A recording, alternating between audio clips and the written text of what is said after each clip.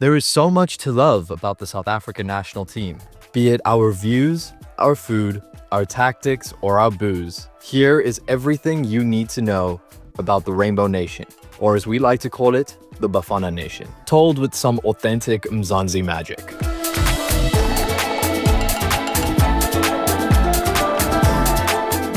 I am not David Goss. I am Kiyan Singh, Kickback Soccer Media and Kickback Committee's resident South African, and I am here to tell you everything you need to know about my beloved Bafana Bafana. My boys at Bafana Bafana have made it back into the World Cup after last competing at home in 2010. Our last qualification before that was in the year I was born in 2002. Our 3-0 victory against Rwanda this year on the 14th of October was one of the best days of my life. That was the day that we officially qualified for the World Cup. And of course, there is an absurd amount of excitement in South Africa around our 4th World Cup appearance. The team's in a really good spot, man. I think one of the African nations that could really go far in the tournament. And yeah, man, I think we're just going to do super well. I had the privilege of chatting to one of my buddies, Emilio, who you all know as Pitchinvaders ZA. Sport of any kind is huge in South Africa. I think sport in South Africa is obviously a massive thing. I think it's kind of brought people from different backgrounds, races, religions, and cultures together. I think sport plays a massive role, and football is without a doubt the biggest sport in South Africa. Bafana means boy in Zulu, and these are our boys. It's an endearing, spirited term that we use to refer to the boys of our nation, the lads that we cheer on every day. So as we go through this, you're going to hear me referring to them as my boys, and now you know the reason. We, as a nation, have so much pride, not just for our sports, but for our country at large. We're reigning world champs in rugby. It's a 4th Rugby World Cup for South Africa. Currently the first and only World Cup Test cricket holders. And South Africa make history, and they are the ICC Test champions. And now we're here on the biggest stage in soccer. The long wait is over. Bafana Bafana are going to the World Cup next year. But as I already mentioned, our pride goes far beyond our sport, and that is because of our history. Our history has been a rough one, but we've made it as the Rainbow Nation.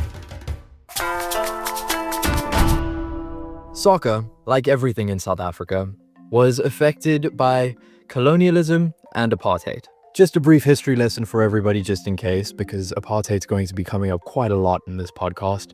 Apartheid was the institutionalized racism that South Africa was affected by between 1948 and 1994.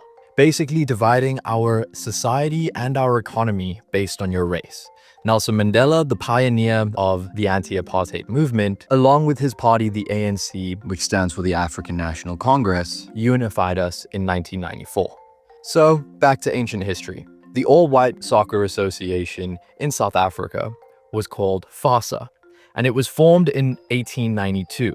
There were 3 other associations later formed in South Africa, one for each racial class that was divided in the society. The first, in 1903, the South African Indian Football Association. Second, the Black Association, which was called the South African Bantu Football Association. And lastly, the South African Coloured Football Association, respectively founded in 1933 and 1936. The White Association, FASA, re-affiliated with the English FA in 1903 and in 1906. The South African national team traveled to Argentina for a tour with some English clubs. They played a total of 12 matches against the Argentine national team and some of their local clubs. And they won 11 of their 12 games. Not too shabby if you ask me. But their players were exclusively white, and only 7 of the 15-man squad was born in South Africa. South Africa's apartheid policies meant that teams would either have to be all white or all black. These rules held across the board, from school level to pro clubs to the national team, and based on the societal structure, even your pickup games were segregated by race. And this was something that other governing bodies disapproved of. So, South Africa was disqualified from the first AFCON. Later, we were banned from FIFA too, and this began at the beginning of the cultural boycott. which still to this day is viewed as one of the most important movements that happened across the globe in the defiance of apartheid.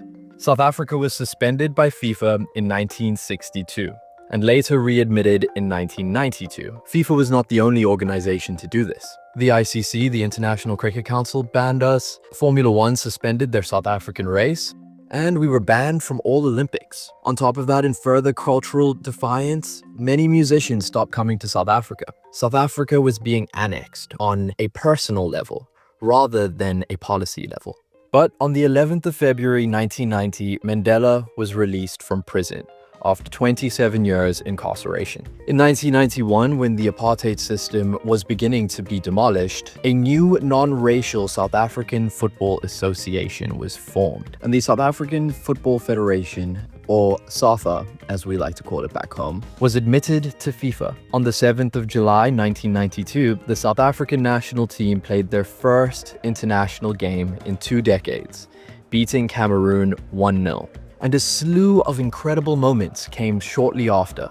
Nelson Mandela became the first black president of South Africa after our first democratic elections in 1994. And sports took a massive turn after that. In 1995, South Africa hosted its first Rugby World Cup, the first time the new Rainbow Nation South Africa was competing on the world stage. And this was also the first time that the South African national rugby team, the Springboks, won the Rugby World Cup. But that's it. South Africa have won the World Cup, having been back in international rugby for less than 3 years. And that was the beginning of our global dominance, which still stands today. A year later, South Africa hosted its first AFCON. It was also Bafana Bafana's first major tournament since being readmitted into FIFA a few years prior. We beat Tunisia 2-0 in the final to win the whole thing. Mark Williams has scored, and 2-0 now, and certainly it must be all over. These two events that happened 1 year after each other were just not just a major boost for the nation, but it was an incredible moment for every single South African and every single South African to come. There are photos that exist with the father of our nation, Nelson Mandela, holding the World Cup with the captain of the Springboks and passing off the AFCON to the captain of Bafana Bafana. A year later, we qualified for the World Cup in 1998. And as I previously mentioned, we also qualified in 2002, but we were knocked out in the group stages in both tournaments. And this brings me on to South Africa's best football moment. As we all know, South Africa hosted the World Cup in 2010. As a South African, I can say myself, this was the best time to be a South African. As a nation, we face a lot of problems on a daily basis, but for these 3 weeks where the World Cup entered our borders, every single one of those problems fell away. The country was happy. We had daily electricity. For those of you who understand that joke, shout out AFCON. We had songs like Waka Waka and Waving Flag blaring from every single radio station. And for the first time, South Africa was on show to the global stage as a unified nation. A nation that we were proud of. A nation that was not defined by its past. The opening game was Bafana Bafana versus Mexico at FNB Stadium in Johannesburg. I had the privilege myself of being there for this amazing spectacle. In the 55th minute of the game, Siphiwe Tshabalala opened the scoring against Mexico, sparking one of the most beautiful moments that I have experienced in my life. It's the goal that you all know as the goal for South Africa, goal for all Africa, and proceeding to do the disky dance, which I learned at school. With the vuvuzelas blaring, that moment will stand out not just in South African soccer history, but all soccer history for the rest of time. We proceed in that tournament to stun former champions France, but unfortunately losing to Uruguay, which ruined our chances at making it out of the group stage at home. But that World Cup will always be remembered as more than just a soccer event. It's remembered in South Africa as the greatest moment in South African modern history. It's remembered across the world as the best World Cup ever. And that's not just me making this up. Yes, I am biased, but it was actually voted the best World Cup. And unfortunately, after that, there was a massive decline in Bafana Bafana's trajectory. We didn't qualify for 4 of the 7 AFCONs after the 2010 World Cup, and our best finish was in the quarterfinals in 2013 and 2019. But that all changed when we decided to hire Belgian coach Mr. Hugo Broos in May 2021. He led us to our 2023 third place finish at the AFCON, where we beat Morocco in the semi-finals and beat Nigeria in the fourth playoff. And since then, South Africa has been on an unbelievable run.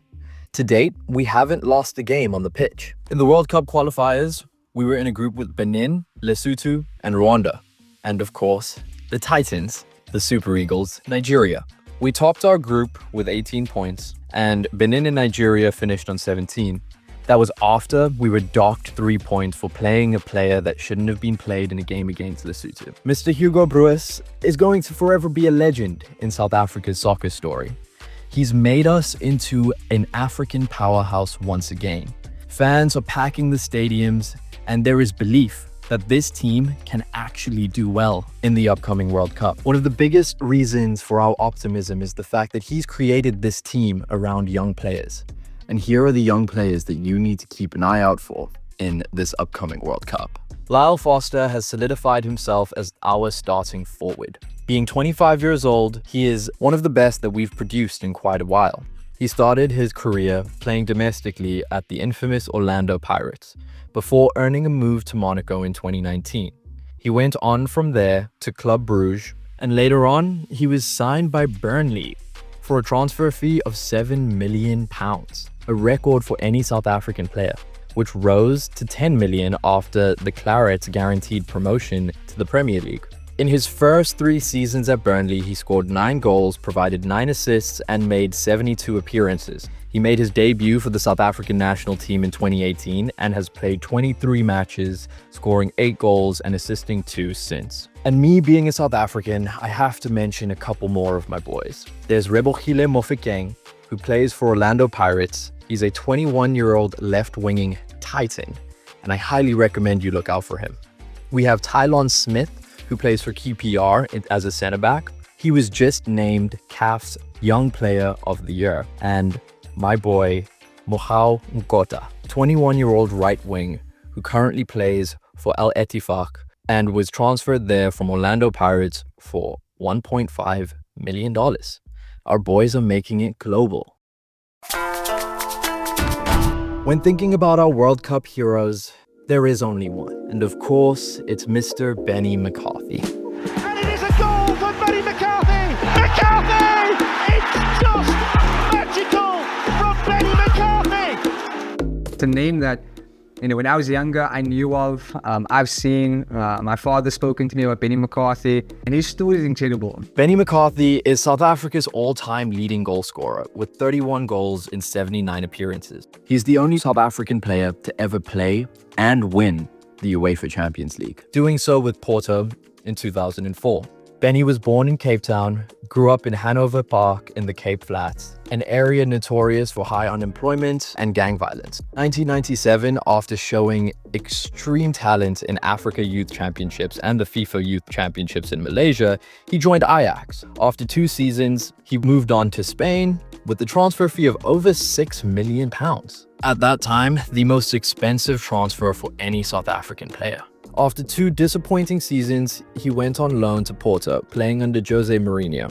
He played 124 times for Porto, scoring 58 goals and winning the Golden Boot. He kind of let other South Africans know we can play, outside of South Africa, in Europe, and, compete. He went on to start his coaching career, and one of the amazing jokes that we used to say as South Africans is that Benny McCarthy is teaching Cristiano Ronaldo how to shoot. He was attacking coach for Manchester United when Ronaldo returned.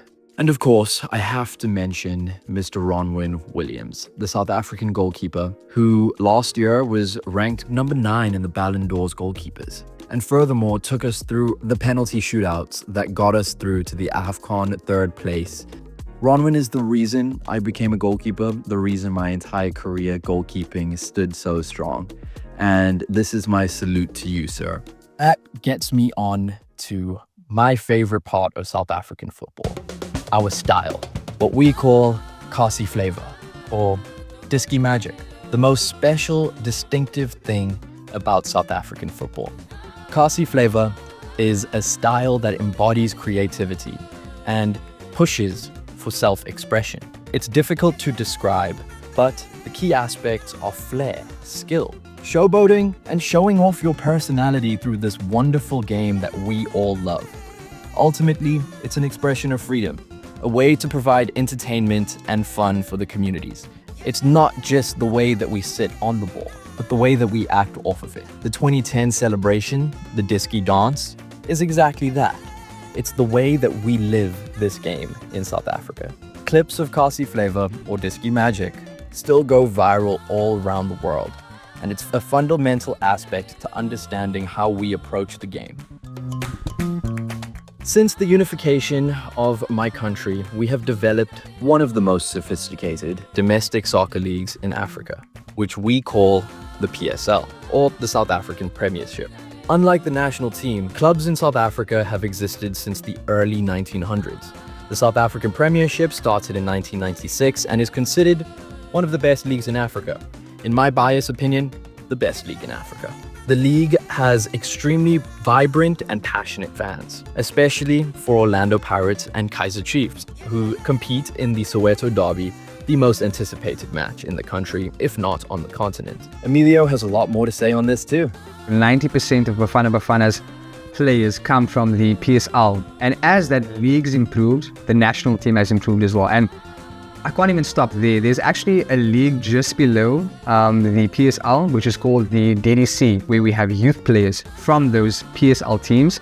And over the last few years, because it started about like 10 years ago, players have been integrated from the youth team, from the DDC, into the PSL.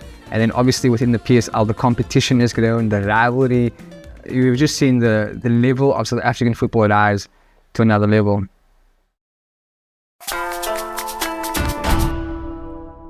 The World Cup draw has just happened, and we're in Group A, along with Mexico, South Korea, and the yet-to-be-determined European team. The best part of which, South Africa and Mexico face off again in the opening game of the World Cup on the 11th of June, 2026, which I will add is exactly to the day 16 years from when South Africa played Mexico on the 11th of June, 2010 in the opening game of the South African World Cup. Could it be a rerun of the 2010 game that we saw? Could we see another spectacular opening goal? Time will tell, but all I know is that we, as the Bafana Nation, have never been more excited and never felt as passionately about our soccer team. Bafana, I wish you good luck, my boys. I will be standing and watching every single game to come, and my honest prediction is we're gonna make it out of the group stages. We are going to make it further than we've ever made it. This is the strongest South African team we've ever seen, and I have no doubt that Hugo Broos can do that for us. If you want to watch this World Cup and any Bafana Bafana game like a true South African, find yourself some Biltong, find yourself a Castle Light or a Black Label beer, and enjoy. Listen to some of our Amapiano. We all know Tyler now, but she's just your entry to what South African music is. And that's that. That is my Rainbow Nation, my beloved country, in a World Cup capsule. I know we missed David Goss, but it was an honor sharing the story of my Bafana Bafana with the rest of the world. And with that, I wish you well. Ngiyabonga and Salagahle. Signing off, Kickback Committee's Kiyan Singh.